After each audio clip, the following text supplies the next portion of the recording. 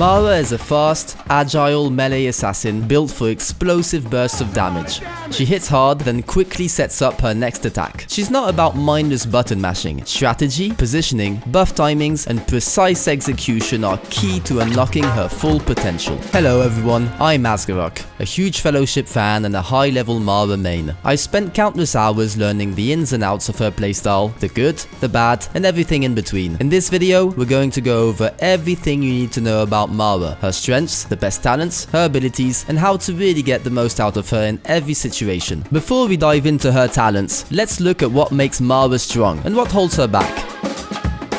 She can delete priority targets very fast while maintaining extremely potent AoE. 2 shadow steps, low cooldown interrupts and stuns are extremely useful in many situations. Once you master her timings, Mara feels incredibly satisfying to play. However, she does have a weak early game. Mara is very weak early on with low talent points and no legendary boots. Don't be discouraged, trust the process and follow this guide, and in no time, you will be topping meters.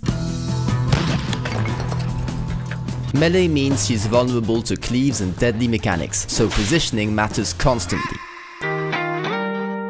Beginners may struggle, and even experienced players are always refining her kit. Tracking multiple buffs and stacks during chaotic fights requires focus and practice. Mara's power comes from precision. When you commit to a burst, every action must count. Let's dive into talent builds. I'll show the talent order on screen for both setups, but heads up, this guide is all about the combo build, where Mara truly shines. A solid starter option. It focuses on consistent damage over time, perfect if you're still getting a feel for Mara's flow.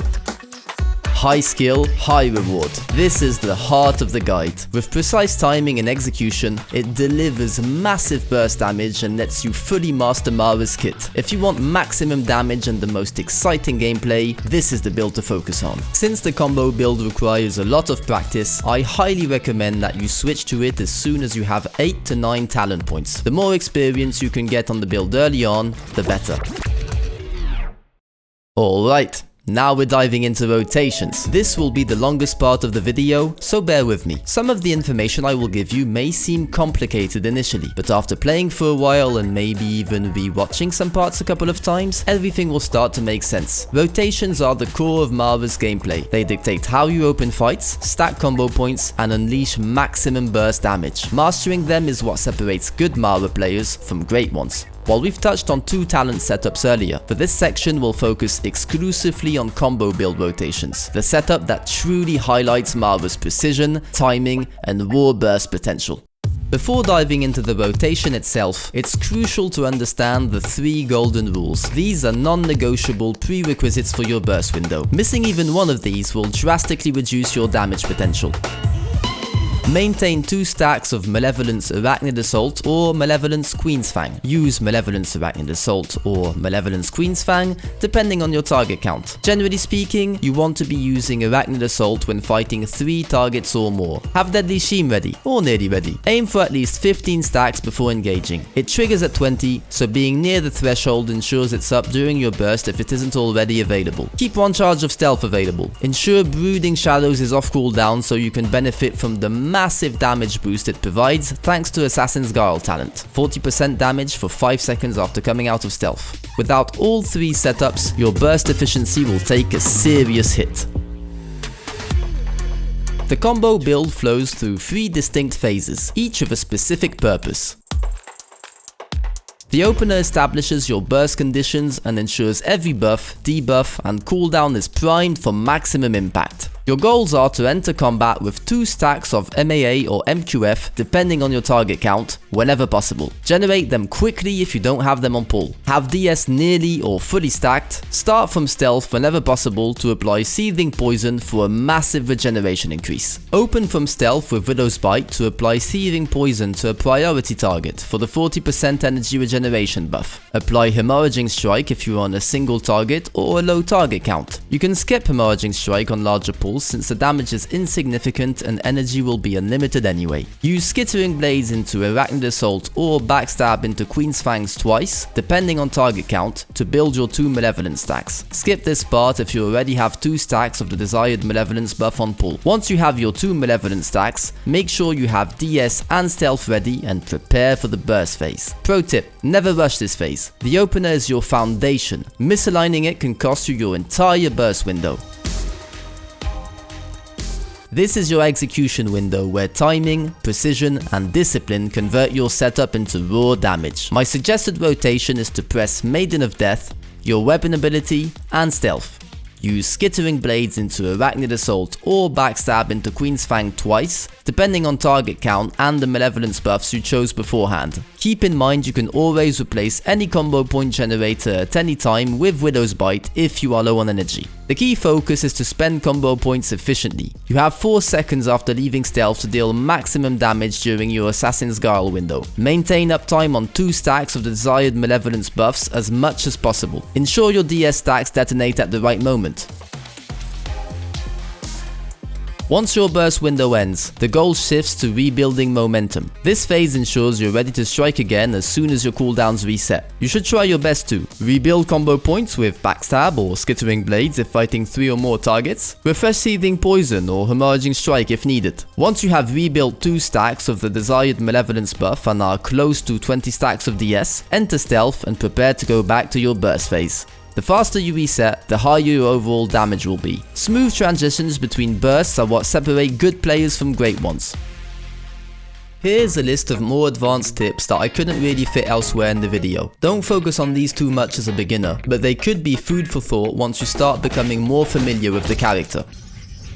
You can press Skittering Blades 4 times during the dungeon start timer to generate 14 stacks of DS. This accelerates your first setup massively. If you already have 2 stacks of the desired Malevolence buff, but your DS stacks aren't quite ready yet, you can spread Hemorrhaging Strikes to keep on building DS stacks without ruining your Malevolence. Sometimes, especially in very large pulls, your DS will be ready before you have time to build back to 2 stacks of your desired Malevolence buff. If this happens, just use the best finisher for the situation without committing stealth or cooldowns and get back to rebuilding your 2 stacks of Malevolence buffs and DS as quickly as possible. Only commit stealth and cooldowns when all conditions are met. You should also try, whenever possible, to set up your next burst phase when your current pull is almost dead. This means building 2 stacks of MAA or MQF and anticipating your DS stacks so that when the next pull happens, you can send your burst immediately. Almost always use preparation lined up with your ult. Your ult lasts 20 seconds, Maiden of Death lasts 10 seconds, so you should use preparation when your first Maiden phase during burst to be able to cover the entire duration of your ult with it. You should never ult if your full setup isn't ready. Keep in mind that if you play with the Feed the Queen talent, your Queen's Fang damage will be massively buffed by Skittering Blades when you are in AoE situations. This is the reason why it is sometimes better to plan your burst around Queen's Fang even during larger pulls if there is a priority target. It also makes it that it's ideal to have up to 5 extra adds when fighting a boss or a strong elite to maximize your priority damage. If you plan on playing very high keys or are just struggling to stay alive at first, you can play without Feed the Queen and have 2 spare talent points to spend into any defensive talent that seems fit for the situation. There are probably many more advanced tips out there. The game is still new and players are discovering new things every day, but these should already give you some guidance to elevate your gameplay once you are comfortable enough. If I have forgotten anything important, I'd be glad to read your pro tips in the comments.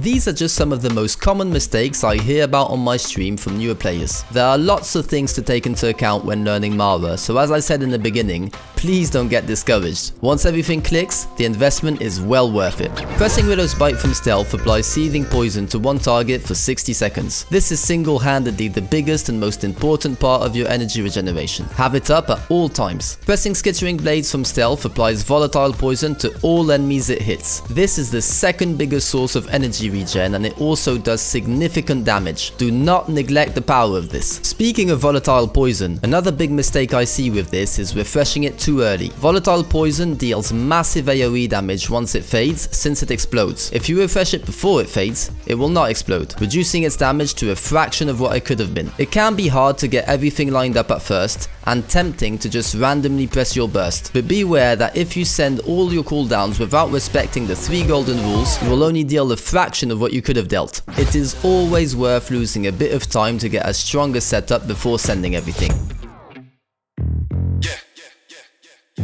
For gear and stats, focus on expertise and crit since they are our best stats by far, while keeping an eye out for equipment with gem slots, or even better, empowered gem slots, as much as you can. Speaking of gems, you want to rush to 6 purple as soon as possible, since it will heavily impact your damage output. After that, it's your call. You can go for either 6 red or 6 blue. I've played with both and I think both are good. Red will give you more damage overall as long as you can stay above 80% of your HP most of the time, while blue will make your ult considerably more powerful while also letting you generate it faster. I also recommend using 3 different set bonuses which I will list from best to worst in my opinion: Drakheim's Absolution, Draconic Might and Death's Grasp. Eventually, you will have to make the choice between using set bonuses or having gems, since set equipment can never be socketable. For me, the best weapon is the Fateful Dagger, with Cyril's Reckoning being a viable option. The Fateful Dagger allows you to reduce all your cooldowns by a noticeable amount, which just makes your entire kit feel much more fluid. Cyril's Reckoning gives you a very strong burst on a longer cooldown, especially when lined up with your ult on big pulls. Our best legendary is the Boot by far. They not only do very good damage, usually being the 3rd highest source of damage overall, but they also help with energy regeneration tremendously, to the point of having unlimited energy in larger pools. Wow, that was a lot of yapping, and to be honest, this video took me way more time to make than I expected at first. I kept trying to find that sweet spot between keeping it short and actually making it worthwhile. Hopefully I managed to pull that one off. Anyway guys, thanks for watching all the way through, really appreciate it. If you found it helpful, don't forget to like, subscribe and share it with someone who might enjoy it too. I stream almost every day on Twitch, links in the description. Until then, good luck, have fun, and I'll see you guys next time. Peace!